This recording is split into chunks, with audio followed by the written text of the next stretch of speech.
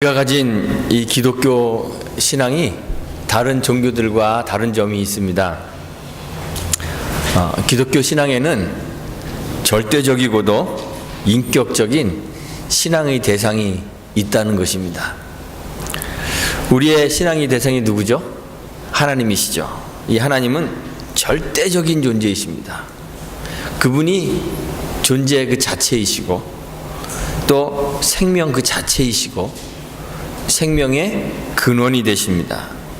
그래서 모든 존재하는 것, 발생하는 사건 이런 것들에 하나님이 제1 원인이 되셔요. 하나님의 뜻 안에서만 존재가 발생하고 또 사건이 발생합니다. 하나님이 계획하시고 하나님이 창조하시고 하나님이 섭리하시기 때문에 세상과 그 안에 있는 모든 것들이 존재하고 운영되는 거예요. 하나님은 완전하시고 그래서 스스로 충족하신 분입니다. 하나님이 그러한 존재이시기 때문에 우리 기독교 신앙이 종교가 아닌 거예요. 다른 종교와 같이 신을 위해서 봉사하는 것은 기독교 신앙이 아닙니다. 바울이 아테네에 있을 때 알지 못하는 신에게라고 쓰여져 있는 그러한 단을 보았죠. 그리고 거기서 아테네 사람들에게 그들이 알지 못하는 참 신이신 하나님을 소개했습니다.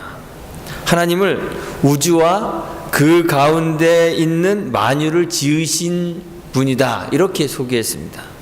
하나님이 천지의 주제이시고 그래서 손으로 지은 전에 계시지 않는다 이렇게 얘기했습니다. 하나님은 스스로 완전하시고 스스로 충족하신 분이기 때문에 아무것도 부족한 것이 없는 분이에요. 그래서 하나님의 섬김을 사람들의 섬김을 받는 분이 아니라고 그렇게 바울이 이야기했습니다. 오히려 섬김을 받으시는 것이 아니라 오히려 만민에게 생명도 주시고 호흡도 주시고 만물도 친히 주시는 분이시라고 그렇게 하나님에 대해서 소개했습니다. 아테네 사람들이 섬기고 있었던 그런 신들은, 그런 종교의 신들은 다 불완전하고 절대적이지 않습니다. 그래서 사람들의 섬김을 받아야만 합니다. 사람들은 신의 마음을 사기 위해서, 흡족하게 하기 위해서 신이 좋아하는 것들을 갖다 바쳐야 돼요. 신을 그런 방식으로 섬겨야 돼요. 근사하고 화려한 신전도 지어주어야 합니다.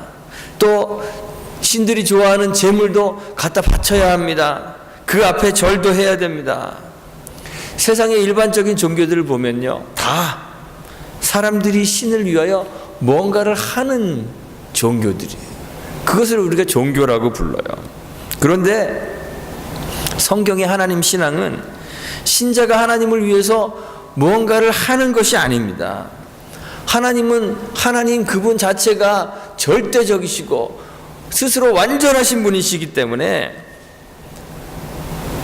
다른 어떠한 행위도, 사람들이 행하는 어떠한 행위도 하나님을 더 이롭게 할 수 있을까요, 없을까요? 없습니다. 우리가 억만금을 가져다가 하나님께 갖다 바쳐도 하나님의 그 풍부하심에 조금도 티끌만치도 더 보태질 수가 없는 거예요. 사람이 하나님을 위해 뭔가를 하는 것이 아니라 하나님이 우리를 위해서 일을 하시는 것이 그게 성경의 신앙이에요. 또한 성경의 하나님은 인격적이십니다. 그래서 하나님 우리와 교제를 나누시죠. 그래서 성경의 신앙은요, 관계 중심입니다.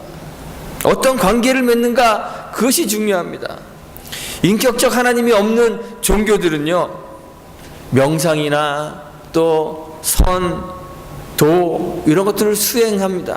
그래서 수행을 통해서 인격적이지 않은 어떤 그 절대적인 존재와 이렇게 합의를 한다 그러죠. 열반에 이르거나 득도해야 됩니다. 그런데 성경의 하나님은 인격적이신 분이시기 때문에 우리가 그런 방식으로 만날 수 있는 분이 아닙니다. 우리를 찾아오셔서 우리와 교제하시는 분이십니다. 하나님이 인격적이시며 동시에 절대적이시기 때문에 우리와의 관계를 누가 시작할까요? 하나님이 시작하십니다. 하나님이 주도하십니다. 주관하십니다. 하나님 신앙에서 우리의 역할이 있겠습니까? 없겠습니까? 우리의 역할은 없다고 보는 것이 더 정확한 것 같아요. 하나님 신앙에서 우리의 역할이 없습니다. 바울이 이것을 깨달은 거예요. 우리의 신앙을 그래서 선물로, 은혜로 표현했습니다. 에베소서 2장 8절 9절 제가 다 외우라 그런 말씀이죠. 너희가 그 은혜를 인하여 믿음으로 말미암아 구원을 얻었나니 이것이 너희에게서 난 것이 아니요 하나님의 선물이라 그랬습니다.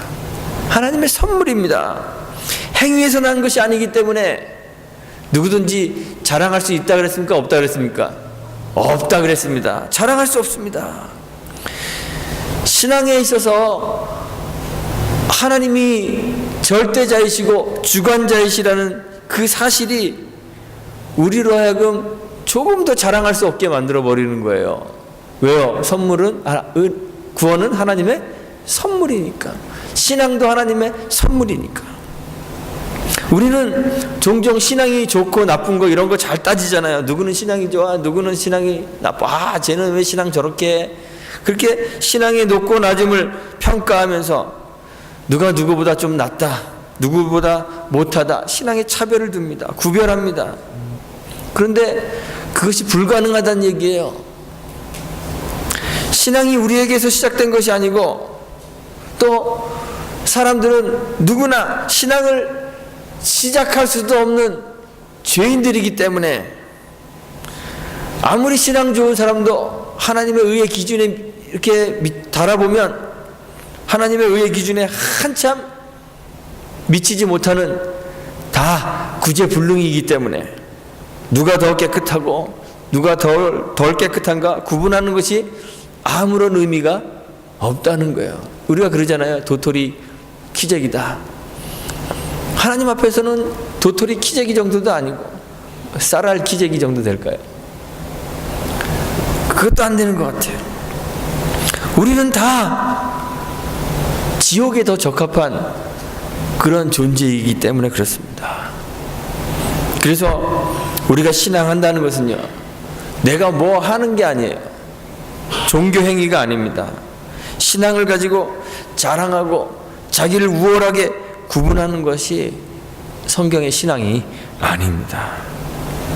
그런데 이런 신앙을 잘못 이해했던 대표적인 사람들이 성경에 나오는 유대의 종교 지도자들이었습니다. 이들은 신앙을 종교로 바꾸어 버렸습니다. 하나님 신앙을 이방신을 섬기던 아테네 사람들의 신앙처럼 그렇게 만들어 버렸어요.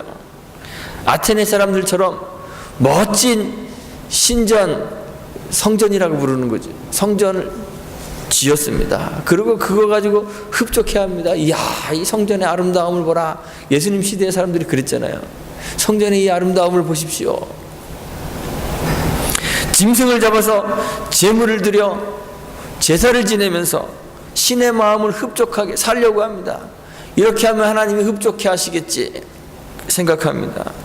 율법을 지키고 금식하고 시간을 정하여 기도하고 헌금하고 구제하고 봉사하면서 윤리적 삶을 살면서 그것으로 하나님 신앙하고 있다고 그렇게 생각한 거예요.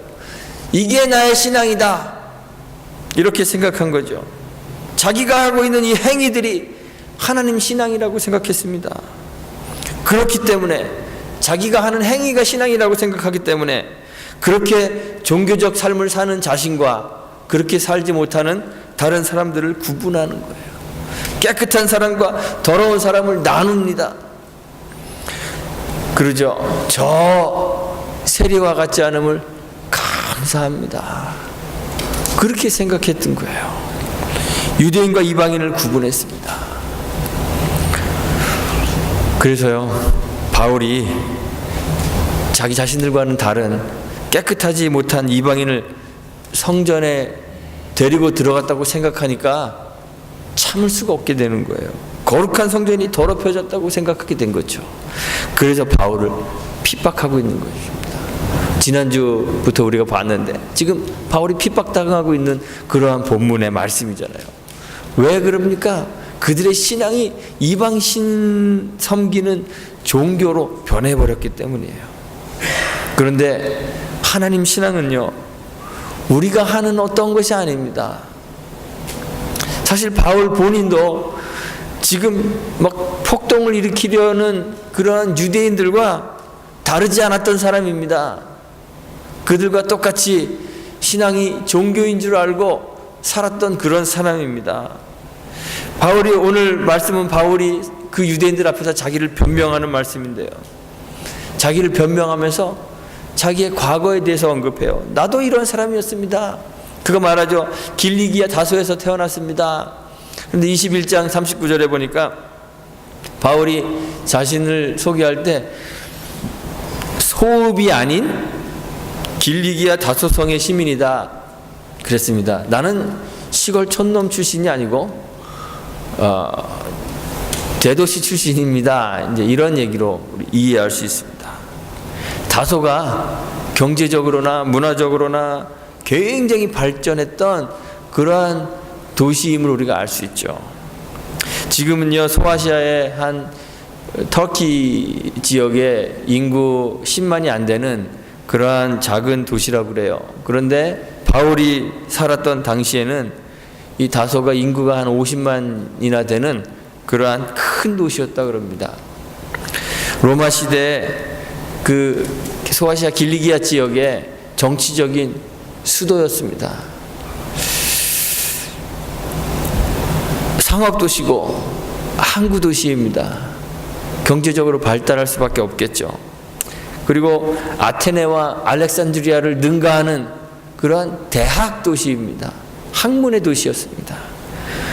그러니까 로마 시민권을 가지고 있고 또 다소 시민권을도 함께 가지고 있었던 이 바울은요, 디아스포라 유대인, 흩어져 있는 유대인이면서도 상당히 부유한 상류계층의 그런 부모 밑에서 아주 자연스럽게 높은 학문을 접하며 자라왔던 사람이라는 것을 우리가 알 수 있어요.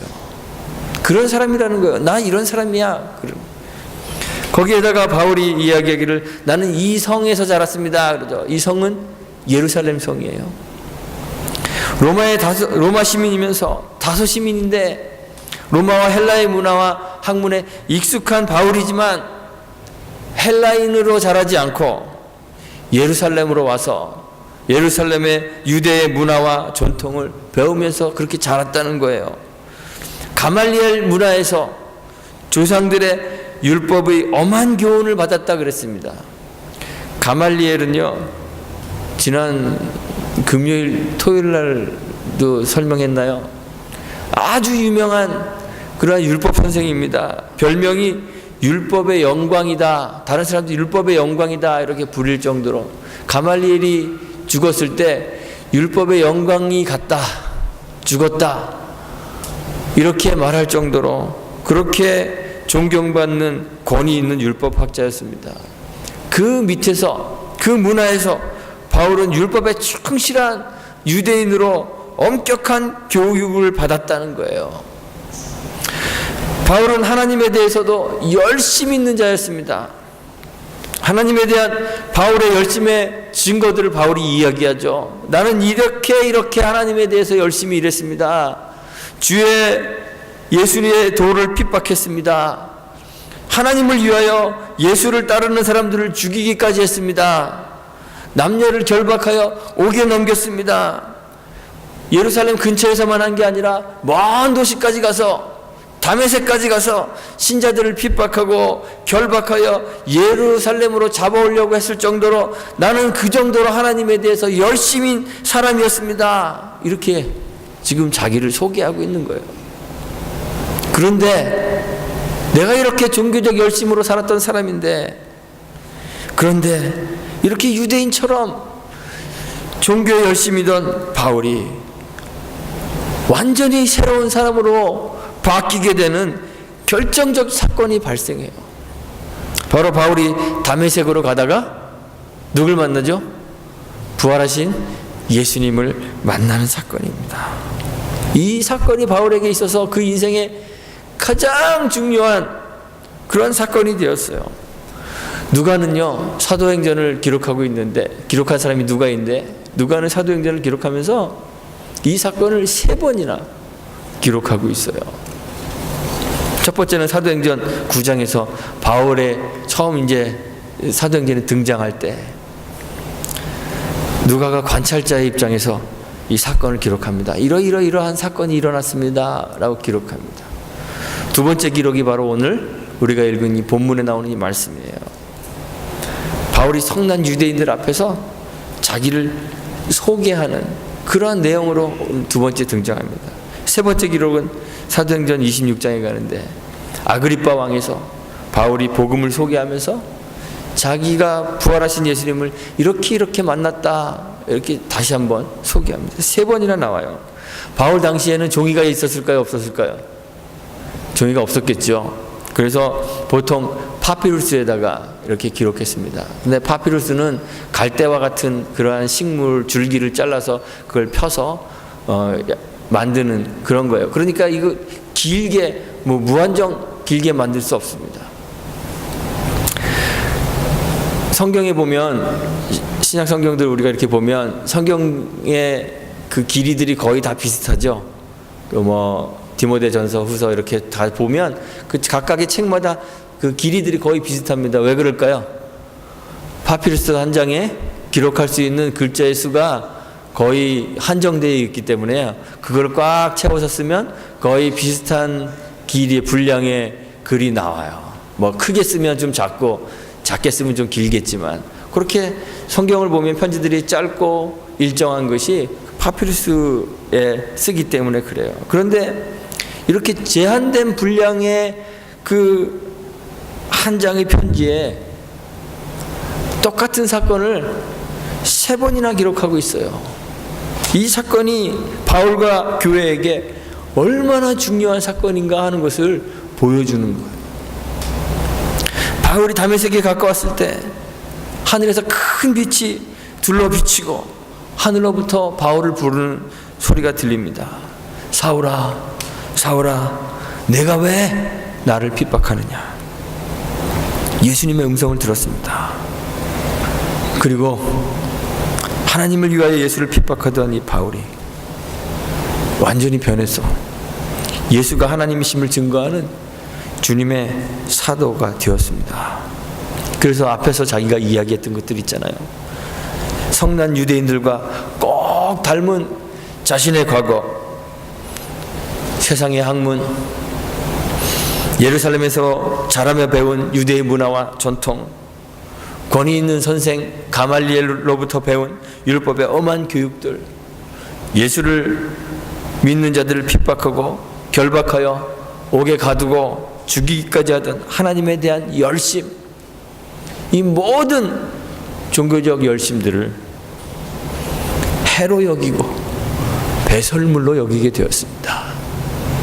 왜 그랬을까요? 빌립보서 3장에서 그러잖아요. 해로 여긴다, 배설물로 여긴다. 왜요? 주 그리스도 예수를 아는 지식이 가장 고상함을 인함입니다. 그리스도를 얻고 그 안에서 발견되기 위해서 그렇습니다. 그랬습니다. 하나님 신앙은 바울이 그동안 소중히 여기며 열심으로 행했던 종교적 열심과 율법적 행위들이 아니라는 거예요. 그리스도 안에서 발견되는 것, 그것이 바울이 깨달은 하나님 신앙이에요. 하나님이 그를 발견하고 그를 찾아오시는 것이, 그게 신앙인 것이에요. 우리는 또 착각해요.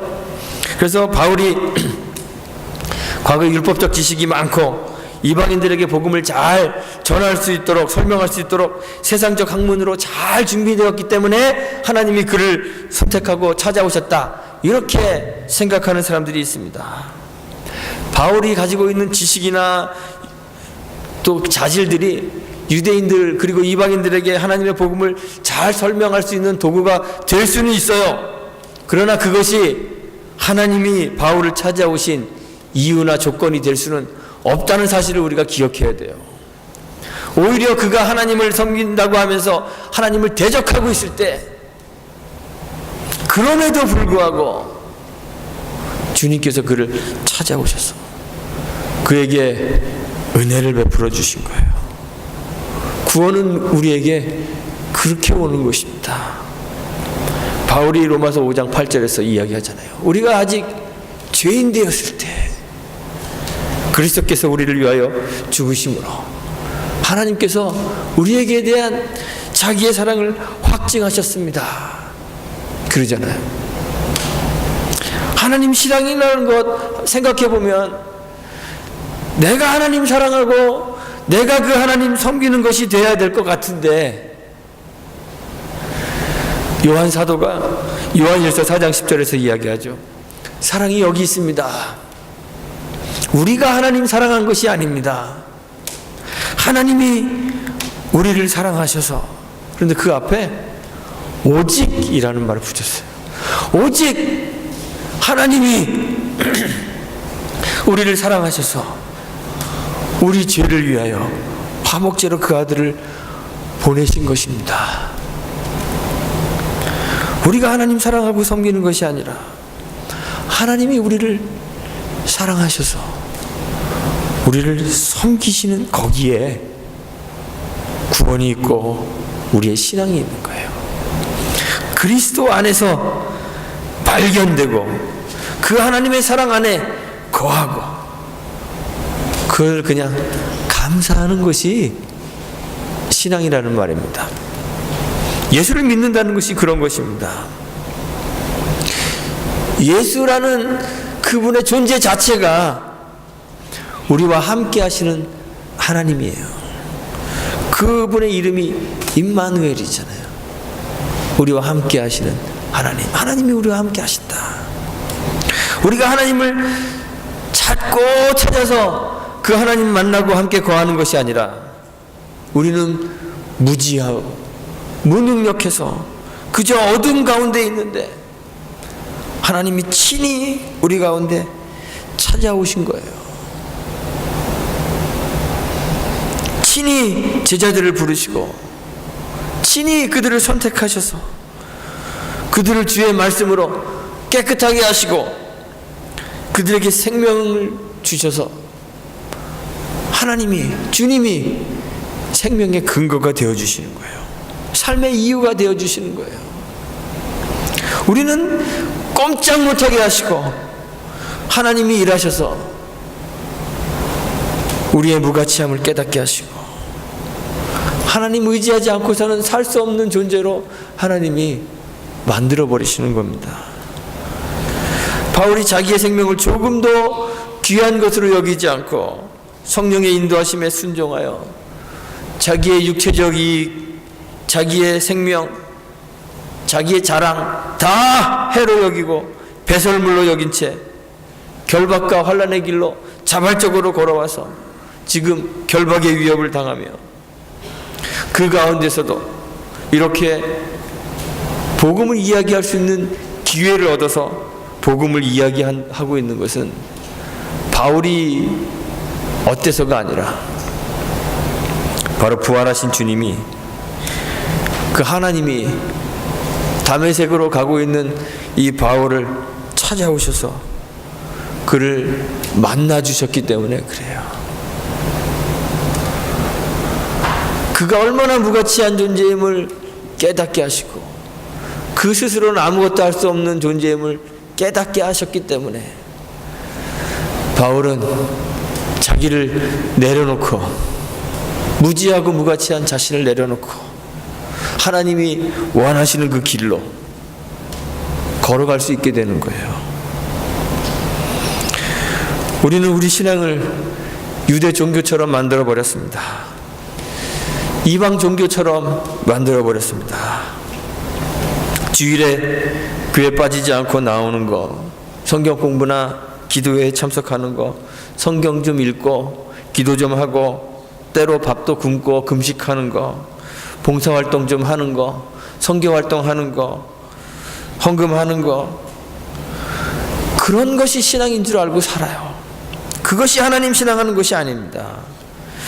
단지 종교 활동하는 것만으로 내가 하나님 백성이다 생각하고, 나는 뭐 존귀한 백성입니다, 왕같은 제사장입니다, 자기를 세상과 구분하는 것은 바울을 몰아붙이고 있는 이 유대인과 똑같이 되는 거예요. 우리를 겸손하게 하고 하나님의 의지에 절대 순종하게 하며 하나님을 절대적으로 의지하게 만드는 그 주님과의 만남이 먼저 있어야 되는 거예요. 우리를 찾아오셔서 만나주시고 주님과 영원한 교제 안에 거하게 하시는 그 주님의 부르심을 경험해야만 하는 거예요. 내가 아니라 하나님이 일하고 계신다는 것을 깨달아야 되는 거예요. 그 주님의 부르심을 듣지 못하면 내가 아니라 하나님이 일하신다는 사실을 깨닫지 못하게 되죠.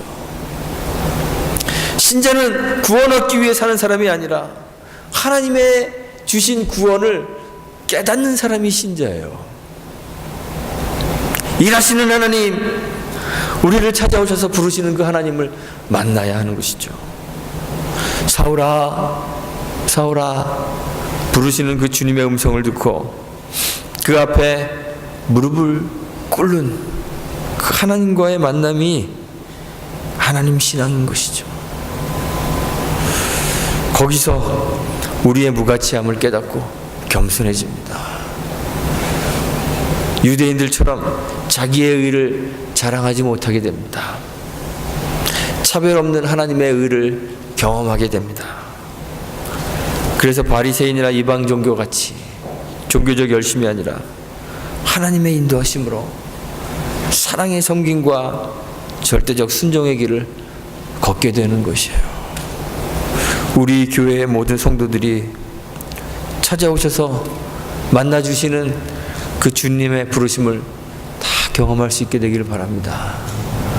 그 주님의 음성 속에 들어가 계시기를 바랍니다. 신앙은요, 행위가 아니라 관계입니다. 그 주님과의 그 끊을 수 없는 관계 속에 여러분들이 다 들어가시게 되기를 바랍니다. 그래서 바울과 같이 주의 부르심에 응답하며 겸손으로 섬기고 순종의 길을 걸어가는 저와 여러분이 되시기를 주님의 이름으로 축원드리고 부탁드리겠습니다. 함께 기도합니다.